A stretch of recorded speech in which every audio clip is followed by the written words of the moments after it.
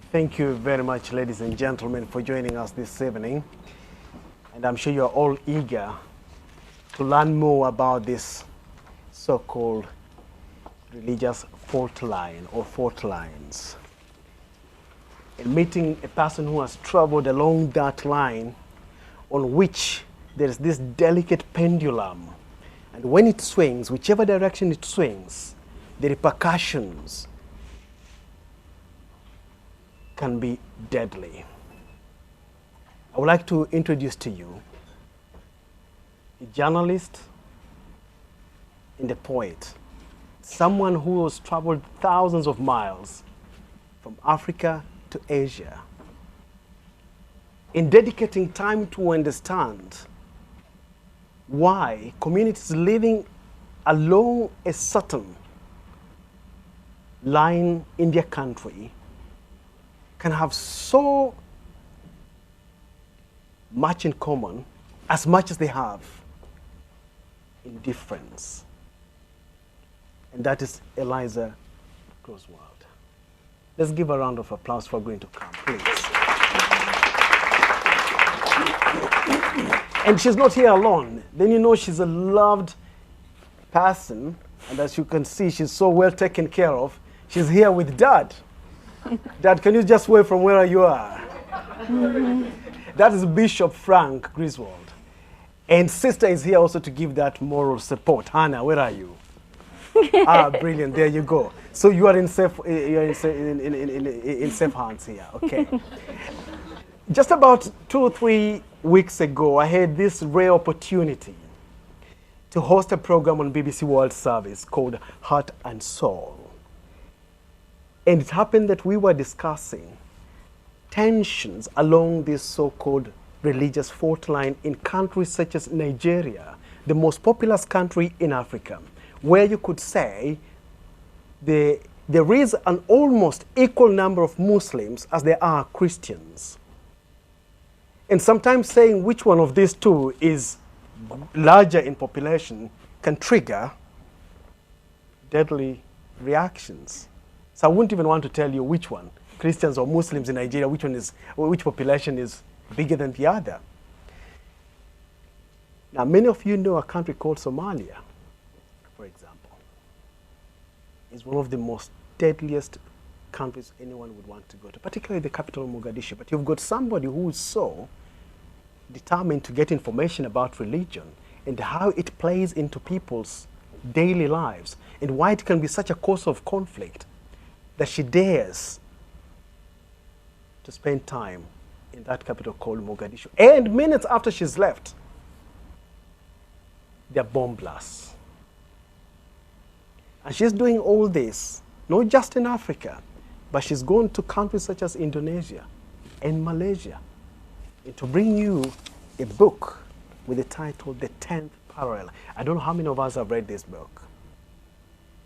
You are. I'm sure. My father. Yes. I'm sure after this, you would want to dig your teeth in the 10th parallel and maybe discover the other 9 parallels. What are they and where are they? And is there an 11th parallel? We hear all this. So let me introduce to you once again Eliza Griswold and just lay some ground rules here. I will have a tete-a-tete with Eliza, and then I will leave Eliza to you because I know you've got so many questions to ask her, and she's ready to field any question. But just to tell you, the 2 programs that I did for Heart and Soul on BBC World Service, they were so widely listened to. And when I received a text message, an email actually from my boss, because they're transmitted on Saturday, and I received this email and says, you know when you're nowadays, when you're out of the office, emails follow you. If you've got a smartphone or something, definitely emails will follow you. And I got this email that said, what an interesting, insightful, and informative program about religious fault lines. And listening to Eliza, he had never heard somebody explain such a delicate topic in such a candid, brave, and eloquent manner that Eliza did. Eliza, How many countries have you traveled to, digging out all this information about religious fault lines? You may have to actually explain in your own words what religious fault lines means. Okay. Well, for this book, I traveled over over 9,000 miles. I want to stop for just a second before I get into too much of describing the book to explain what you're looking at, because I just saw two familiar figures flash by, and these are photographs. These are photographs from Somalia, and then you will also see photographs from Nigeria, and both sets were taken by Seamus Murphy, who is an incredible photographer who sometimes I'm lucky enough to work with. And I'm going to read a poem in a little minute that's framed around Nigeria and some of our experiences there. So just to set that up, so that is Dr. Hawa Abdi. She runs, and that's her daughter Amina. They run a refugee camp for 100,000 people under their own steam on a family farm, just about 10 kilometers outside of Mogadishu. There she is she's getting dressed to do obstetric surgery. And she's run this camp for the past 20 years. And just last week, Al-Shabaab, the militant group in Somalia, came and took part of her land and took all the children took thousands of children to rally blatantly in the name of Al-Qaeda, to show that these children supported Al-Qaeda. And Dr. Abdi is right now trying to wrestle with holding on to what used to be her own family farm.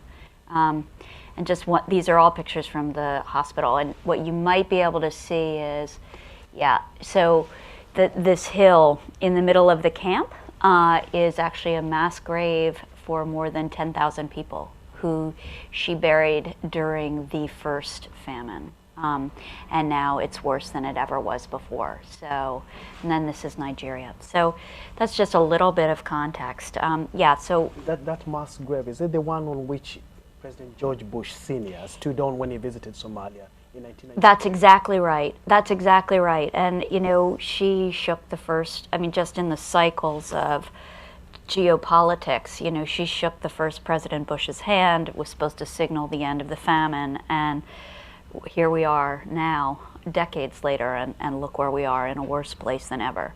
And yet this woman, she sold all her family gold.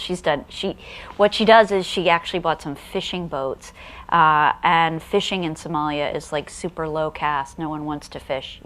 It's just yicky to be a fisherman, essentially.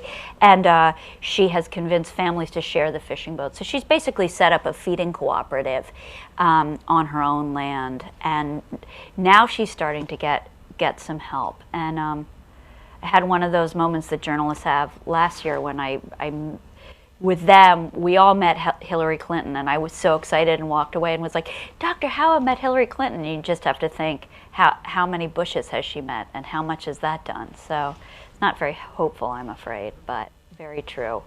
But just to frame the book a little bit. So I traveled over 7 years and about 9,000 miles to examine the place where Christianity and Islam physically meet, demographic and geographically, along most of, let's say, much of inland Africa and Southeast Asia. Now, there are exceptions to this. The coast are the first exceptions. But across much of inland Africa, where the dry northern third of the continent meets the wetter sub-Saharan south, where those two kinds of land meet, so too do Christianity and Islam largely. This is as far south as Islam got peaceably. The traders and missionaries who carried Islam over the northernmost third of the country got as far south as the jungle, along the 10th parallel, roughly, which is 700 miles north of the equator. And the book really looks at the space between the equator and the 10th parallel, not just this very narrow knife edge, but what happens in this broader band where the two religions meet. But there along the 10th parallel, where the drier north gives way to the wetter south in Africa, the the missionaries and traders who were riding camels and horses could travel no farther south. Why? Because their camels and horses were felled by sleeping sickness, carried by tsetse flies, and the 10th parallel marks what's called the tsetse fly belt across much of inland Africa. So that's really served as some of the setting up the pattern of where Islam got where it did across much of inland Africa. And then any good African Christian will tell you that Christianity has been in Africa since 4 years after Jesus' death, after the first Sudanese eunuch returned, was baptized in Jerusalem and returned to Africa to evangelize. That's very important to understand in terms of Christianity and its history in Africa, that it's not understood as a colonial import in any way. But it is also true that Christianity began its real heyday in the early 1900s, late 1800s, really with missionaries, especially evangelical missionaries, mostly from America, who had very much in their idea to build a bulwark against Islam's southern spread. And so they set up this tension between the equator and the 10th parallel. We see it in Sudan, we see it in Nigeria, and it's fed by not just religious tensions. What I found over 7 years of doing this reporting is I didn't find one single so-called religious conflict that didn't have a worldly or secular trigger. Not one. Whether that was a fight over land, oil, water, a political election, or even chocolate. In Indonesia, one of the things that has brought Christians and Muslims into conflict is cacao. The global spike in the price of cacao, the principal ingredient in chocolate, has actually led Christians and Muslims to blows. So these are the kind of interrelated factors that must be brought to bear, I think, in any meaningful discussion of religious conflict. And I'm sure you'll be wanting to know, for example, in countries such as Nigeria or even Sudan, when you hear Christians are fighting with Muslims, is it purely because of their religion or there are other underlying factors? I have never once seen a case in which Christians and Muslims fighting had only to do with religion, or even principally to do with religion. I mean, most conflicts being about power. One of the things that I think is so interesting among Nigerians in particular is this very sophisticated understanding of carrying a bunch of different identities. And I think that's partly what it means to have had so many identities foisted upon people by outside powers, right? So along much of the 10th parallel, along what we call the global south, we're seeing so many places in which national identity was superimposed by a colonial administrator and never made any sense. So what other forms of identity do make sense? Well, if it means nothing to be a Nigerian, because nation means very little, nation means even less if you think that your government is embezzling between $4 and $8 billion a year. So government is rapacious, not just absent, but fully, you have to survive against your government. The government doesn't ensure the right to a road, electricity, clean water, school, a job. Well, what kind of collective identity does guarantee the right to a good road or clean water? Well, in much of the areas of Nigeria, and I'll just speak from my own experience as a reporter, in many of the places I traveled where Christianity and Islam do meet on the ground, the way in which people ensured their right to mutual survival was religious identity, even more so than ethnic identity. And that I found to be extremely interesting. And one thing both Nigerians would say to me on both sides is, look, democracy and religion, these are numbers games. You guys might not get it, but we do. Whoever has more adherents, whether it's a political party or it's a religion, is going to win the day in an election or in who's going to control the right to the right to scholarships. And one of the principal ways in which power functions in Nigeria is this constitutional principle of it being an indigent, coming from a certain place. And as that means very little and it's largely arbitrary and everybody comes from somewhere else, other forms of identity start to come to play. And above all else, religion does. But why, listening to you and talking to you earlier on, when we spoke about 2 weeks ago, you get this impression that you could describe the north part of the fault line to be dry, full of nomadic people, Muslims, and again, they're not so educated. The levels of illiteracy and also access to basic needs is not as much as you would get in the South. To what extent is that true? It's not true. I think historically, what we're seeing, sadly, is a kind of education, particularly a kind of Islamic education, especially in West Africa, nomadic, kind of what we're familiar with the idea of madrasas. So in West Africa, there is a form of Islamic schooling called al-Majri education, right? And in Nigeria alone, statistics are so suspect in so many places, and Nigeria is one of them. But there's an estimated 23 million young men in particular who belong to this al-Majri education. Well, what does that mean? It means that they don't have schools at home, and so they travel to work with the best Islamic teachers there are. Now, we have many people in the audience, especially Professor Last, who I'm sure we're going to hear from, where the form of Islamic education in northern Nigeria historically has been some, if not the finest in the Muslim world, extraordinarily high level of education. And so students would travel and they would live on the farm of a itinerant teacher, right? The teacher would have a farm, and in exchange for free school that was of a very high quality, they would work on the farm. Okay, this was a very common pattern. Well, this pattern has fallen apart largely for all different factors. One of the factors, though, and this is one of the factors at play in tensions between Christians and Muslims along the 10th parallel, is climate change.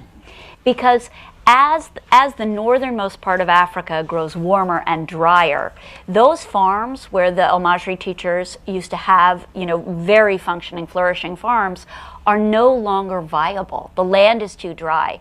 So where they were able to sustain these schools on their rural farms, they no longer are. It's not just drying, it's not just desertification, it's also extreme weather patterns. Along the 10th parallel, it's something called the intertropical convergence zone. It travels north and south of the equator, depending on the time of year.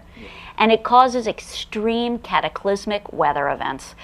This can be extreme flooding or extreme drought. We see these all the time, okay? So these extreme weather conditions mean that those farms no longer viable. The teachers move, and where do they move? They move to slums.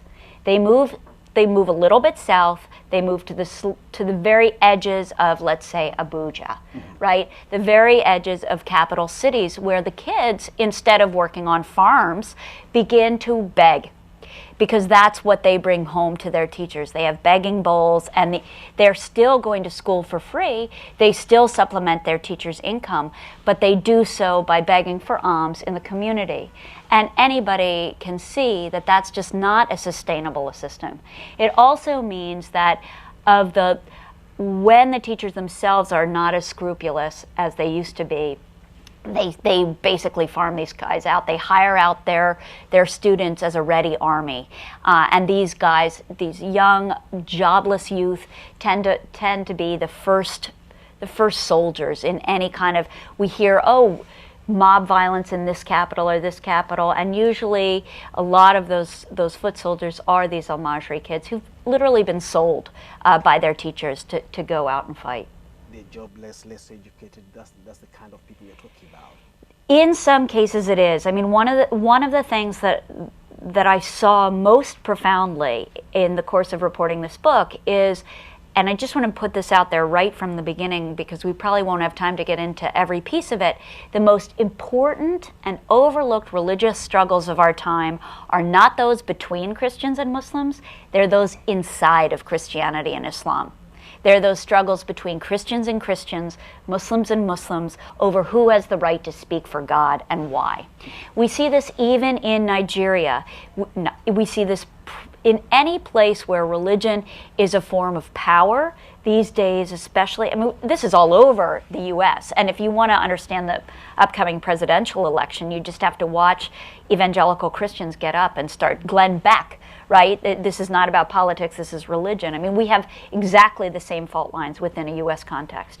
So in Nigeria, what happens is more traditional forms of the faith, say the Sultan of Sokoto, who has a much more profound understanding, I would say, right, of his religion, may lose out in a battle for airwaves over young charismatic preachers who do not understand the religion as well, but are better at whipping up fear in followers.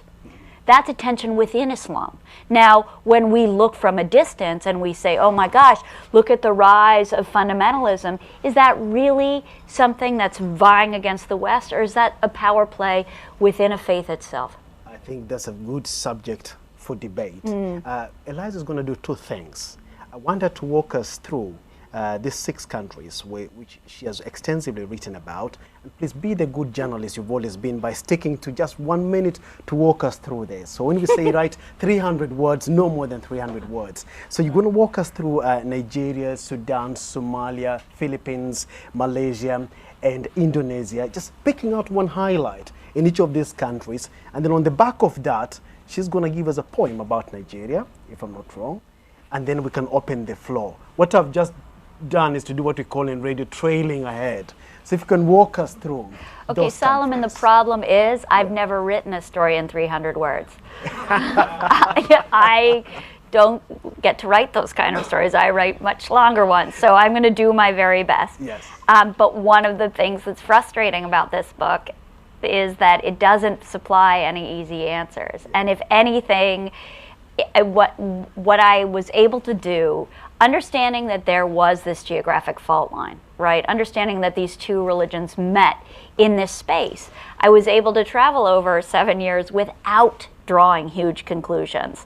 You know, I started out with thinking, okay, what I want to do is undo this overblown and oversimplified narrative of a clash of civilizations, which we know is bunk, but we don't know why. So let's go to where Christians and Muslims actually meet on the ground and see what actually happens. So that was the foundational principle of the book. So, okay, I'm going to try to answer your question. So starting from west to east, but I traveled back and forth many, many times in many places.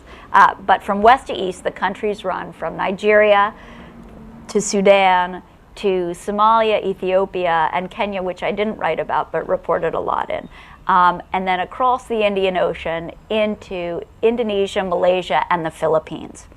And so in all of those places, significant populations of Christians and Muslims meet. Now, in Africa, I described a little bit the meeting between these two kinds of land, which also mark two kinds of weather.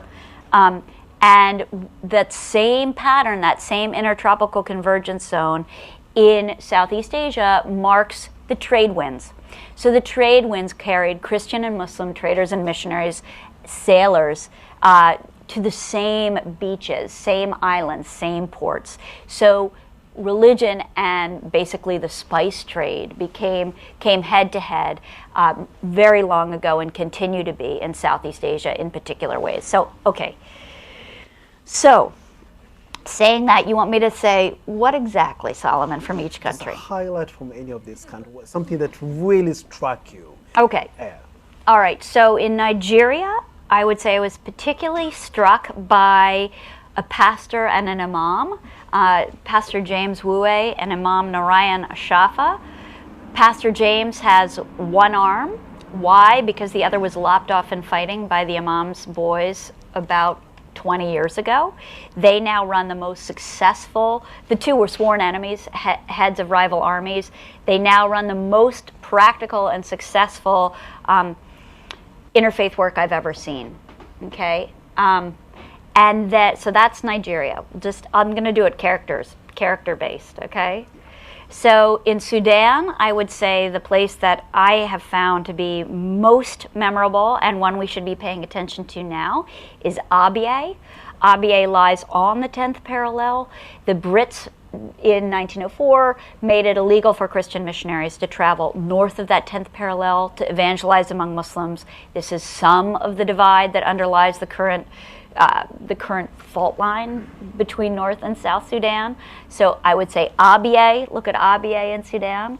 And it's oil rich. It's oil rich. It's, depending on the time of year, its rainfall is dropping.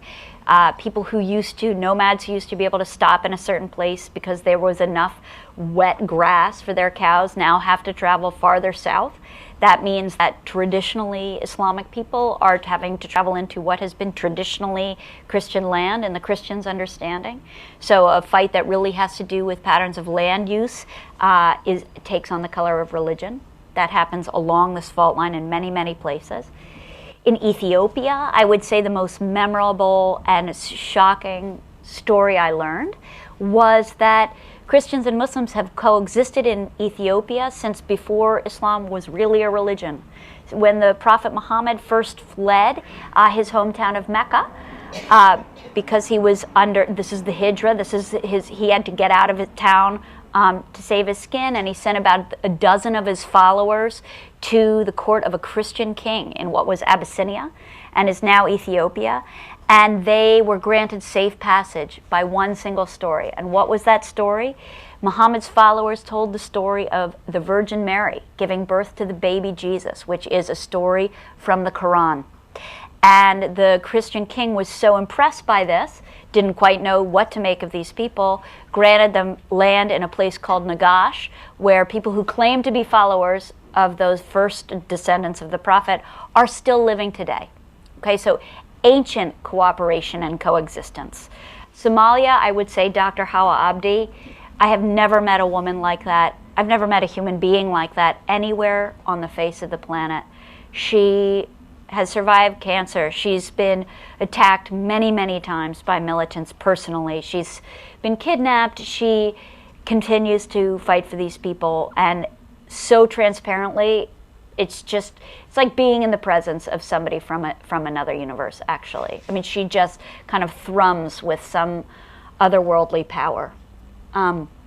Okay, Indonesia, I would say one of the curious patterns, and again, history is very interesting in informing what's going on now. One of the curious historical patterns in Indonesia is that in the eastern part of the archipelago, you see actually this religious pattern that looks from a distance. If you look from an aerial view, it's like a bullseye.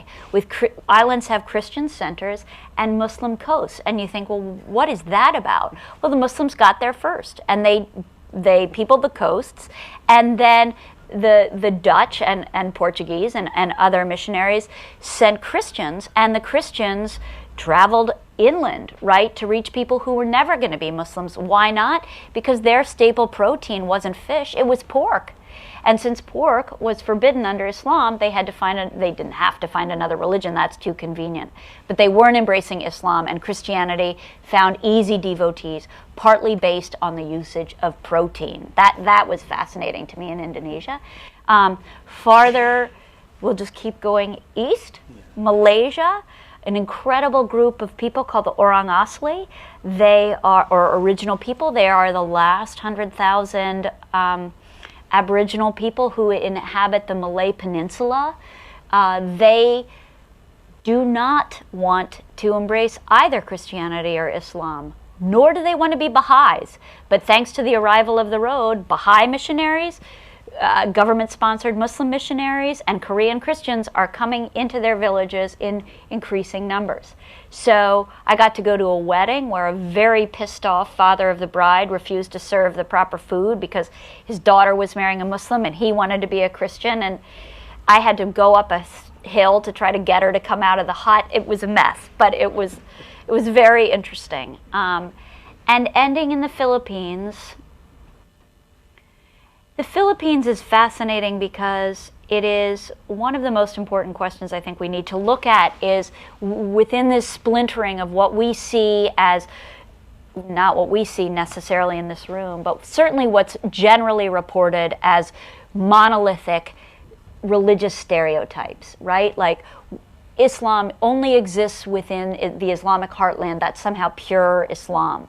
Well, there's a professor I love whose name is Professor Abdullahi Anaim. He's a Sudanese professor and talks about liberal Islam, and he talks about where the future of Islam lies, and he says, look at the edges, look at Indonesia, look at Malaysia, look at the Philippines, look at vast and vibrant expressions of faith at the edges, because here is where people are coming increasingly into contact with one another, not isolation. And it's where we see these forms of contact that we really are seeing the future of what belief is going to look like. And so I would say look to the Philippines to see, syncretic, what religious scholars would call syncretic faith. Well, what does that mean? That means a little bit of everything. Islam that's practiced with a little bit of, pre-Islamic understanding, Christianity that's practiced in the same way. You have Christian militants. One of the things I reported a lot in this book, because it's certainly underreported, is the idea that in many of these countries, Christianity is just as militant as Islam. Right? We hear, ooh, militant, violent Islam. Well, Christianity in many of these places, it's Christians who are taking up arms first. And that's certainly true in the Philippines, where thanks to the U.S. And thanks to the exportation and really sending Catholics primarily to protect, historically to protect American plantations like Del Monte and Dole, there was a big, let's transplant a lot of Christians into the south of the Philippines. And with that exportation, people came to blows again about land. And you have Christian militants, they wear little amulets that have like pieces of Latin within them that they don't quite understand, that are supposed to be these messengers of God that they wear to take up arms against Islam. No, brilliant. Now the point, yeah? Oh, the poem. But okay. before we've been chewing very, very tough stuff here, and I'm sure you're wondering, oh God, how could you have been capturing all this, exposing yourself to all this hard stuff? I just want you to relax. Now we want to hear a poem, and you cannot absorb a poem by having a creased face and wondering, am I going to write a thesis about this? Just relax so that we absorb the poem nicely and naturally, isn't it so? Yes. Absolutely. Let's give it to her once again for a poem. Okay, it's your turn. Oh, you're a pro. I understand much. Yeah, you're very good at this, Solomon, because usually by this time, if I'm on my own, people are like, okay, so this poem is dedicated to Seamus, who has many fans in this room tonight, and is just an incredible photographer, and we are glad that he is safe and sound. So this is called Hatch. I spent the Hezbollah war in Nigeria, eating hummus in a Syrian cafe and watching rockets. Nights alone in a Kano hotel, I saw a girl grow famous on TV. I almost died in the north, you know. No, you don't. No one does, beside the photographer who crouched shotgun and begged the mob, armed with hammered swords they called cutlasses, for his camera, passport, the puny folio of spent pages, the ordered laws of other nations, irrelevant as our heads would be as soon as they were cleaved from our pleading bodies. We'd be flung between them until someone tired and tossed us. The young blonde now hosts a special on what to do in Dubai, that obscene indoor ski slope, then jeeps bounce like jelly donuts over dunes lit to look friendly. There must be so many of us, most spies, who are really academics, checking into obscure hotels, ordering contraband beer. Hating ourselves, we pick at what swells until the larvae embedded in our backs hatch through the skin, and moths escape like subcutaneous angels. Brilliant. Thank you very much.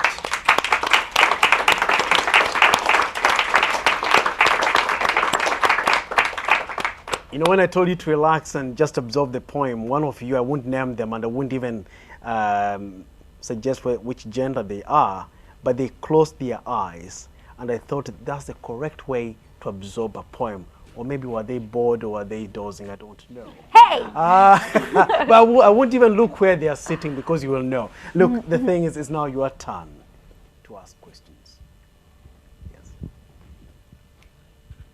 Thank you. I was very interested reading your book in your use of the word jihad.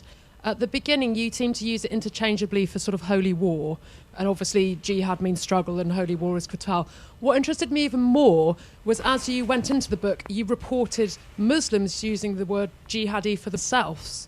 Do you think that's sort of symbolic or suggests that people in countries where Arabic isn't their mother tongue don't know what their religion teaches because they don't have the understanding of Arabic themselves, and therefore the education that you were talking about that has fallen apart is lacking?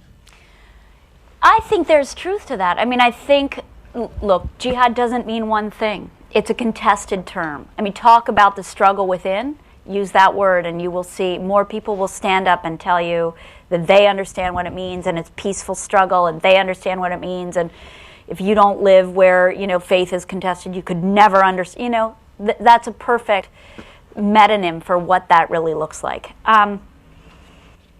Lack of education breeds struggle, you know.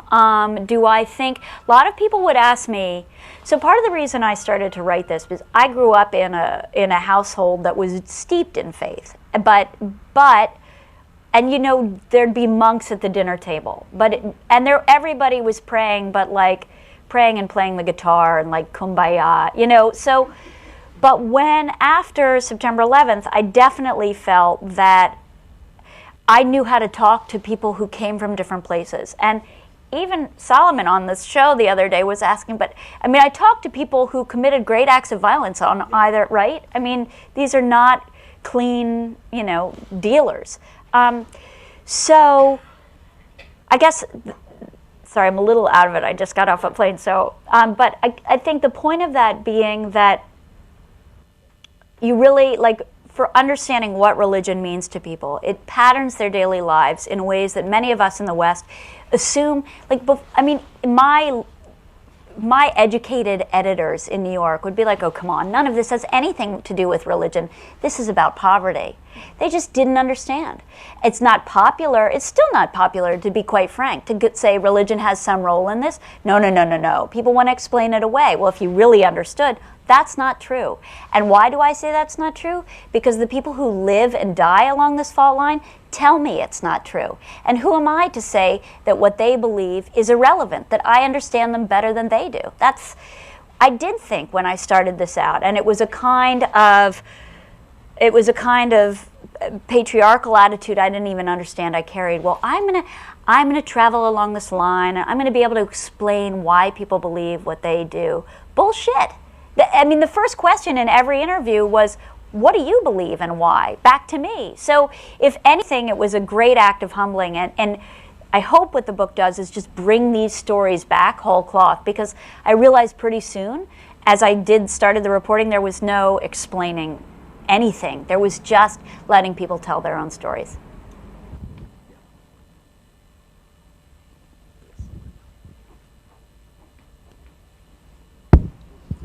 Thank you very much.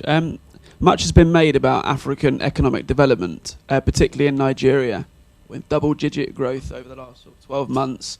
So I wanted to ask whether that had any impact on the work that you were doing and what you were seeing on the ground and in the relationships between Muslims and Christians from that perspective. Mm-hmm. So the large numbers of, I mean, what I see on the ground is that for the majority of Nigerians, although this is, you know, America's 5th largest supplier of oil, the majority of Nigerians live on between $1 and $2 a day.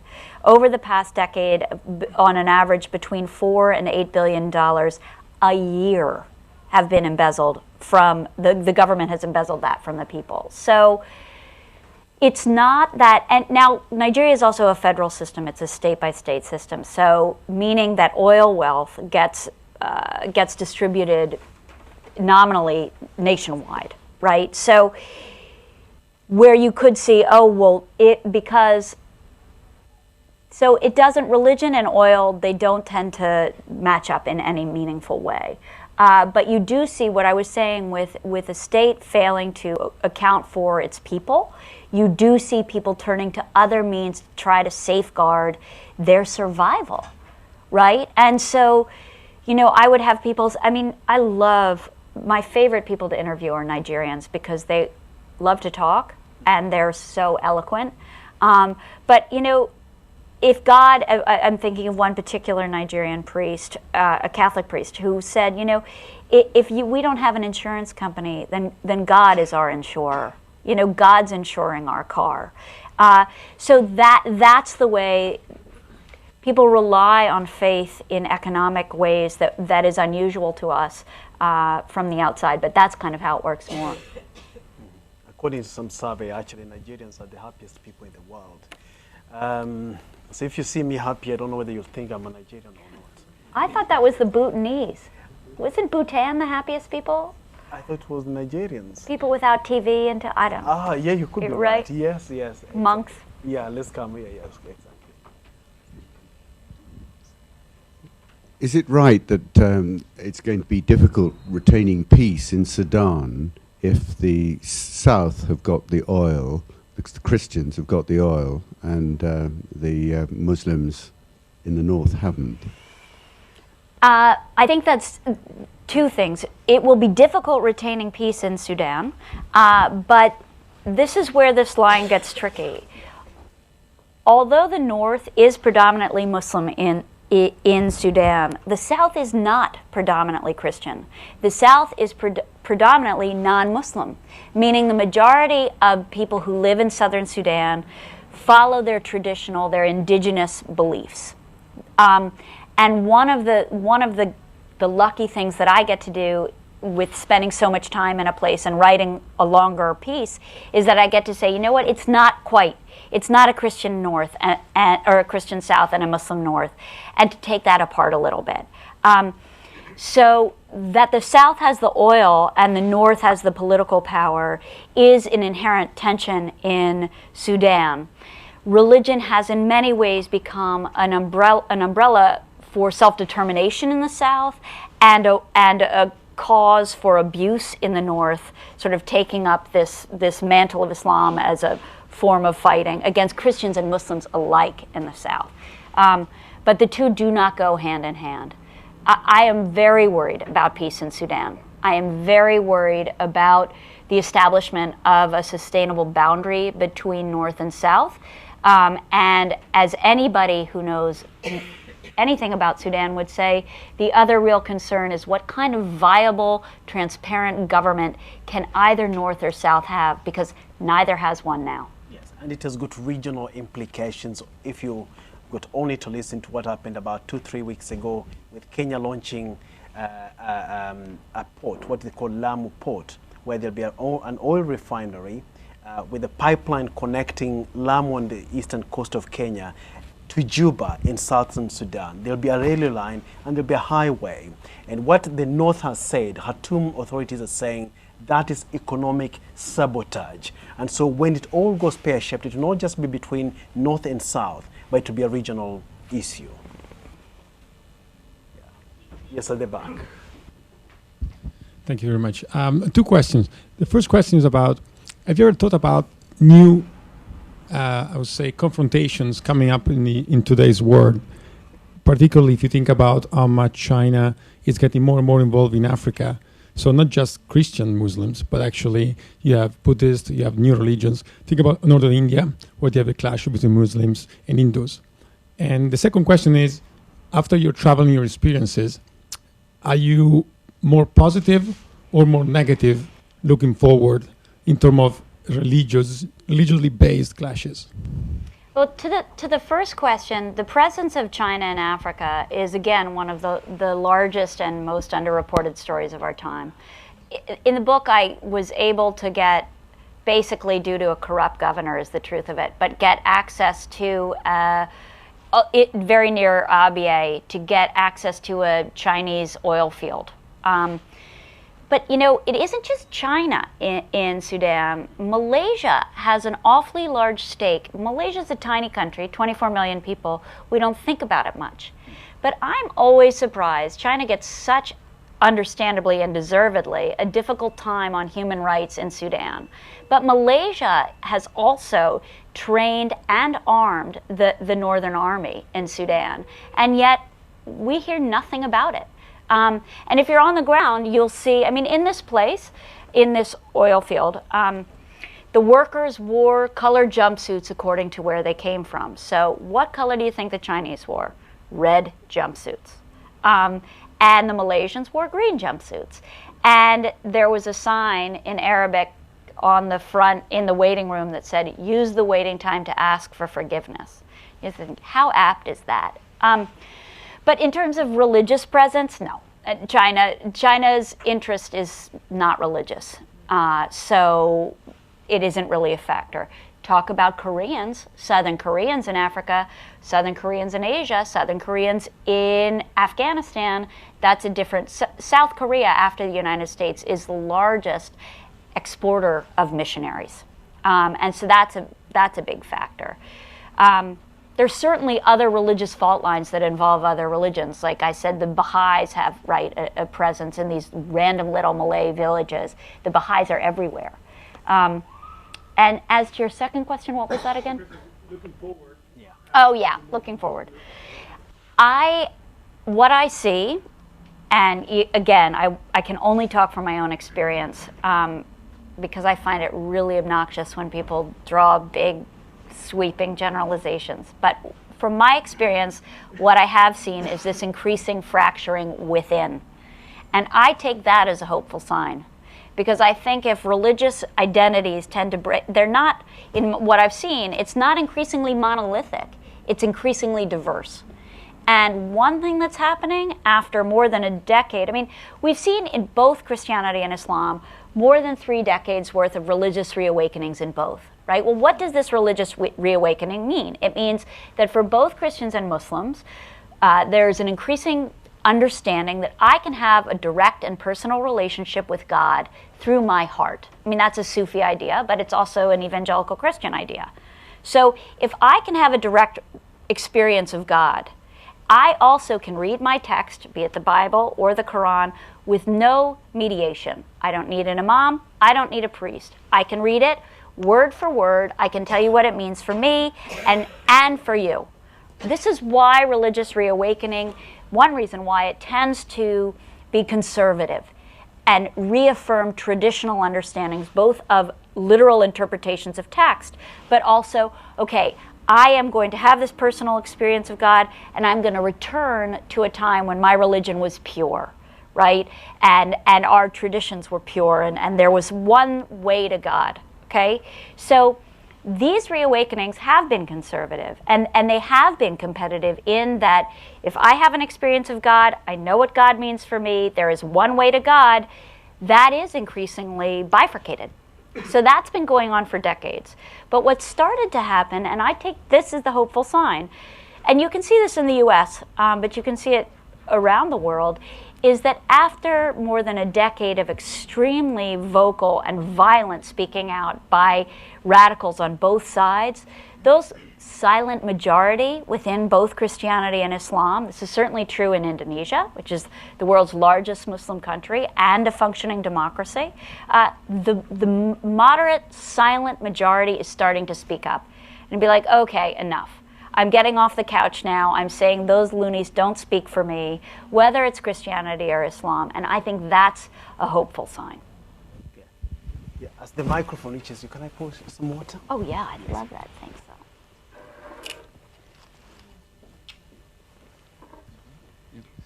though. Your question, your point about the Koreans certainly was of great interest to me, because 2009, when I was working in Yemen, there was a Korean group at the next table in the hotel, and a day or two later they were killed in a suicide bombing. And when the Korean government was bringing in a few days later their relatives into Yemen to repatriate the bodies, there was an abortive suicide bombing against the relatives, and we didn't really make any connection. We thought it was just terrorism, but you may have be onto something there, very much so. My question is that, particularly in relation to Nigeria, but it could apply elsewhere, is there any indication that the Boko Haram and Akwim issue will lead to further large-scale embezzlement, in that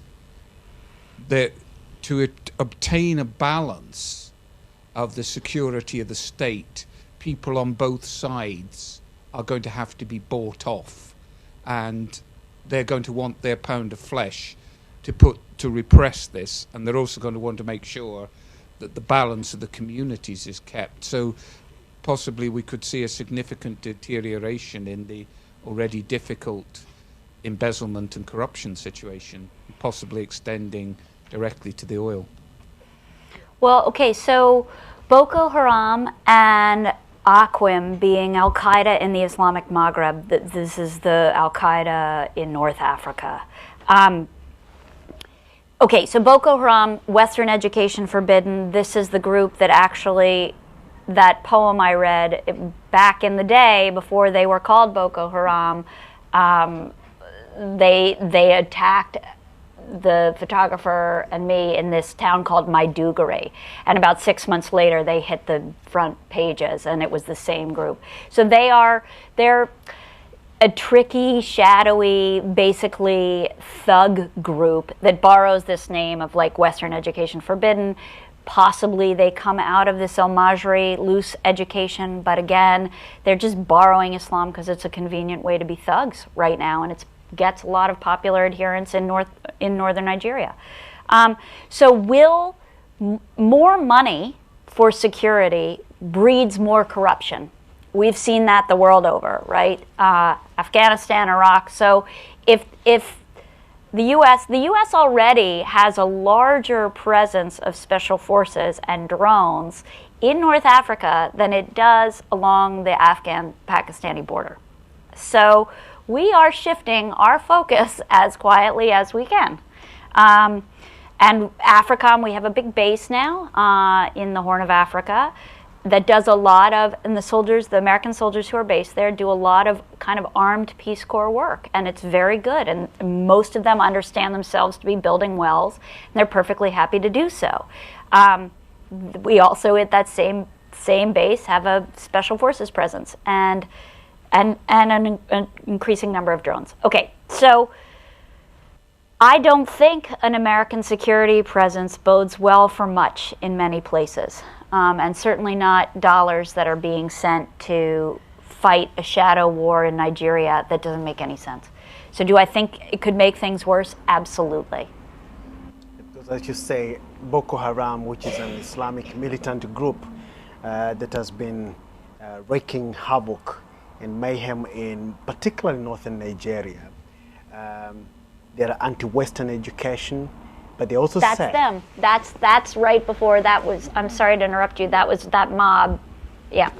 They say that they're fighting against corruption and other social injustices, causes which any civil rights movement, even Christians, would identify with. But what puzzles many is, yes, if you're fighting social injustices, why would you then go on blowing your own people into smithereens? Why do you bomb your own people? Why do you bomb fellow Muslims? That's the difficult question to answer. Yeah. Is there something that you are dying to say to foreign correspondents or journalists in general about the way that religion is reported? Oh, not really. I think I'm probably more dying to say it to their editors. You know, we do the best we can, you know. It's difficult to talk about religion. It's difficult to talk about religion. People don't like to do it. And it's hard to do it respectfully and humanly. I don't know. It's like a whole new universe that we all of a sudden have to wander into. You know, I mean, we're used to like, okay, where's the quick study? Where's, you know, Ahmed Rashid on, you know, Afghanistan? Where's the Taliban book? We need, you know, we're used to, but how do we do that on religion? And I think because all of us, first of all, it's much more personal because everyone, even if they're not religious, and most aren't, most I'd say mainstream correspondents are probably not very religious, but everybody feels they have some access to this experience, even if it's historical. So I do think with everything else, it's our obligation to learn a little bit better what's going on. I guess that's what I would say. And then I'm watching people I hope, maybe I'm just projecting, but maybe 2 more questions and then, yeah? Yeah, before those 2 questions, if you just read what one of the editors or is it journalists says about Eliza, you know, you still have got a microphone, just read that first comment. Just read it so that people can hear what he says. The first comment. Yeah. Her dispatches are compelling. She writes beautifully and explains more than any newspaper headline what has gone wrong. So it's about explaining, isn't it? More than any headline can do. Can you just move in with me maybe and we can take this on the road? Okay, let's go to that, yes. I'd be very interested to hear your comments about the how far the traditional beliefs that predate Christianity and Islam still hold sway in the countries you visited. I would say they hold sway almost everywhere, even when people don't think they do anymore. This notion of syncretism, of religion that is mixed with traditional beliefs, I would say is as prevalent in every single country as anywhere else. So, for example, one of the groups, there's a group in Nigeria called Nasfat. It's an Islamic Pentecostal movement with 40 million members. They have their own travel agency. They have an AIDS program. They have all this kind of back-to-work program. They have Nasmalt, which is a beverage, which is a soft drink company, and they have a dating service. They were always trying to get me into the dating service, right?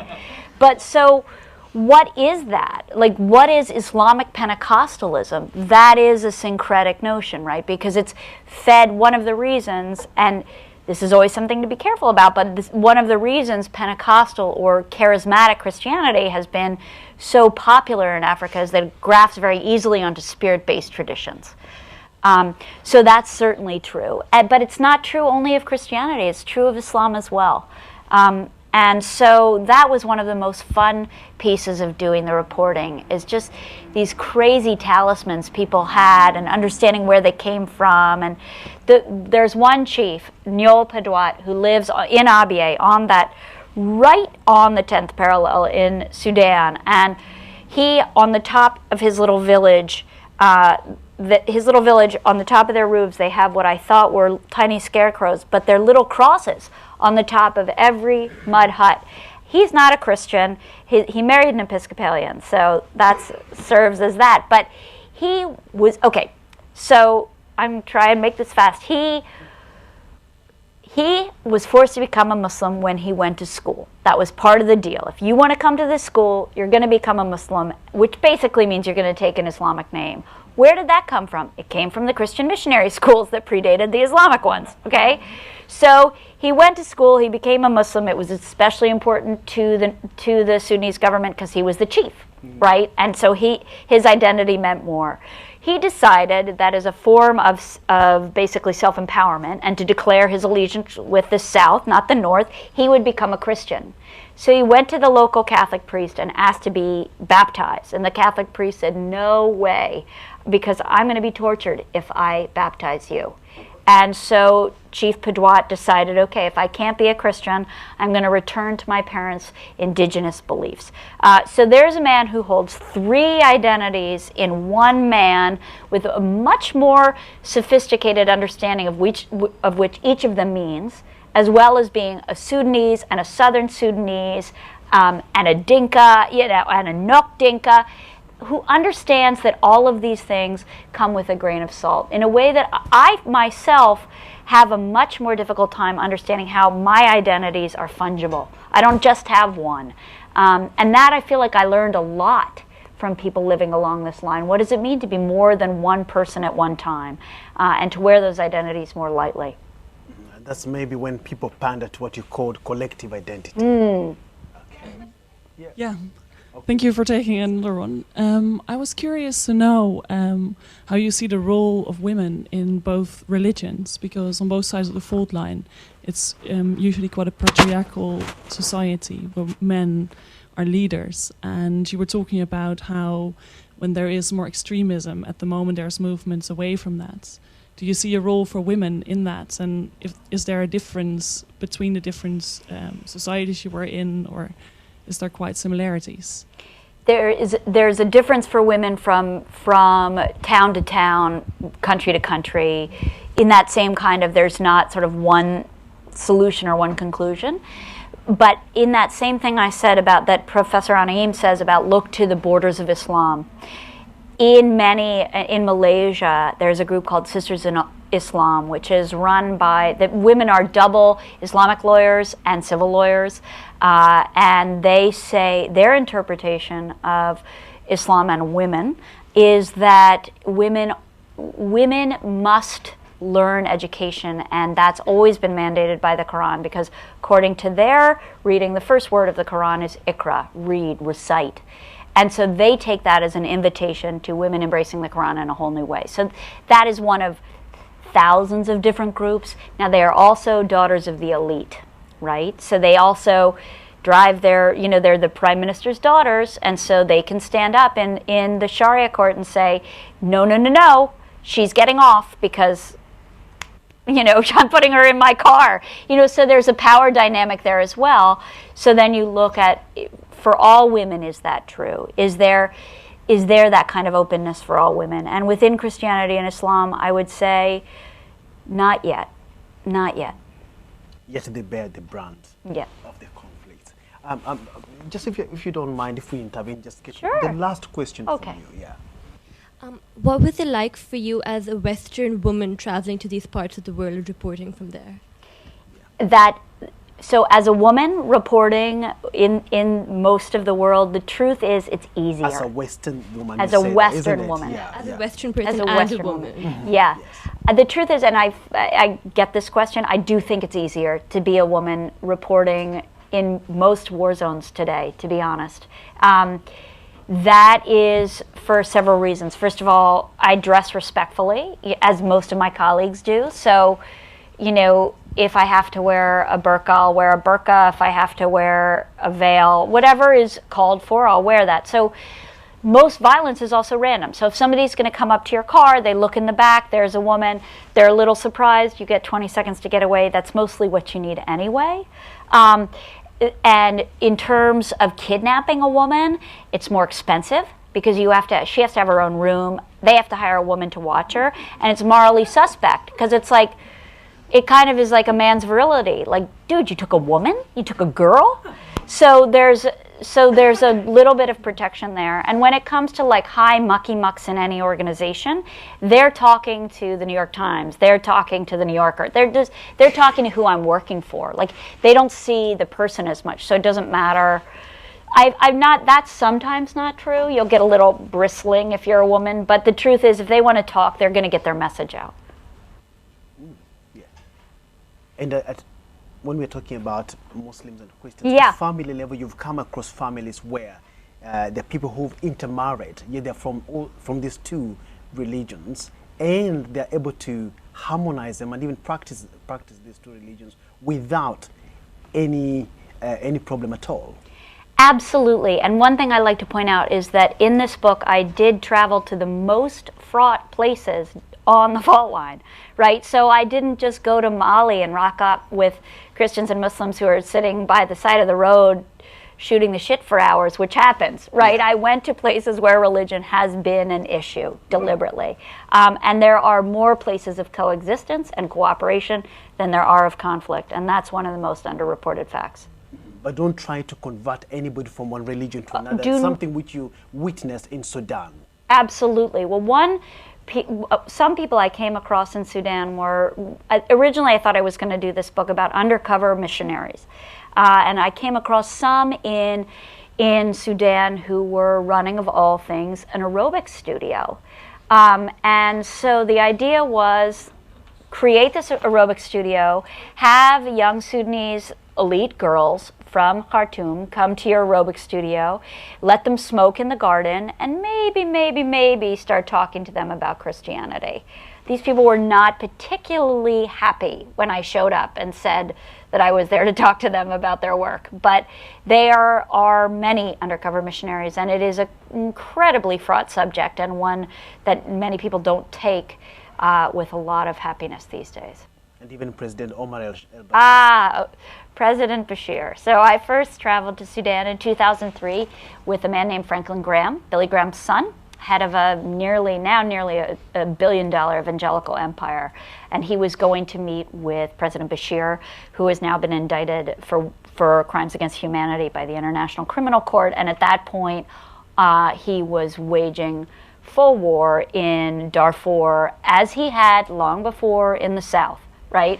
So genocide was on this man's tongue. But yet I went with an evangelical Christian known as the personal pastor of George Bush. The two men tried to convert one another to their respective faith. That did not go terribly well. Then Graham remembered that he had in his pocket of his blue blazer George W. Bush 2004 re-election pin, which he handed to President Bashir and said, "Mr. President, I understand you'll be talking to my president later today. Why don't you tell him you're his first voter here in the Sudan?" So I was very curious as to what that meant about faith and foreign policy in the United States, not only under the Bush government. It continues to this day. I mean, a lot of the time, for Americans especially, because we don't have a lot of exposure to a lot of the world, we think, well, how can we be perceived as a Christian West because we're so secular? Well, part of that understanding is until very, very recently, there was no such thing as a secular human rights movement. The Westerners in most of the Muslim world were Christian missionaries. There was no UN, there was no Human Rights Watch. The Young Men's Muslim Association, a precursor to the Muslim Brotherhood, was built on the Young Men's Christian Association, the YMCA. These are long conversations that have been going on for a long time, and hopefully this project helps bring some of that to light. Thank you very much. There's just one more treat for you from Eliza. But before that, we had 2-3 people who've already read the book. Let me just see your hands once again. No, stop, Solomon. Okay, no one's read it. Just in 10 seconds, let's share your feelings about the book. That's the editor. That's the editor. Okay, I'll go. Just what do you feel about it? Eliza was very correct in the way she described it. It's very good reportage. She hasn't analysed, she's just reported. So in terms of that, it's first-class reportage. Excellent. So there's much more for you to discover. We don't want to preempt and exhaust that, just to whet your appetite. There's something about a terrorist going through an airport with rabbits and nothing is detected. That tells you volumes about what goes on in some of these airports, even as much as they're screaming to us about security. And how do you deal with somebody who is potentially a very, very dangerous person, yet he can interact with thousands and hundreds of passengers in a very modern airport. And these things are happening. There's much more to discover in this book. I don't want to do the PR work for you or your editor, but I'll leave to you guys to discover it for yourselves. The last word back to you for that small treat for your audience. So I was going to read another poem. So I have never read this out loud before. This is a poem about Afghanistan, and I just came back from there and wore for the first time, which you wouldn't know reading this, but now they give foreign correspondents a tracking device, which shows you, they can follow where you are on a satellite, I imagine. But so it's called Device. Nestled in my breastbone's hollow, a rechargeable heart flutters its blue light to let itself be known, not to me, but to a satellite, a call and pulsed response. Is she okay? For the day, someone cares enough to track my whereabouts along this uncertain road, blown hourly to dust, against which, armed with sticks and rakes, paid in flung change, the Child's Brigade does battle. The dust is faster. We race an armored tank. Surveillance blimps hang low above the salt-lick plain. Shoot, they shoot back. Killer Hindenburgs. My second heart sends out its cry. Hello, goodbye.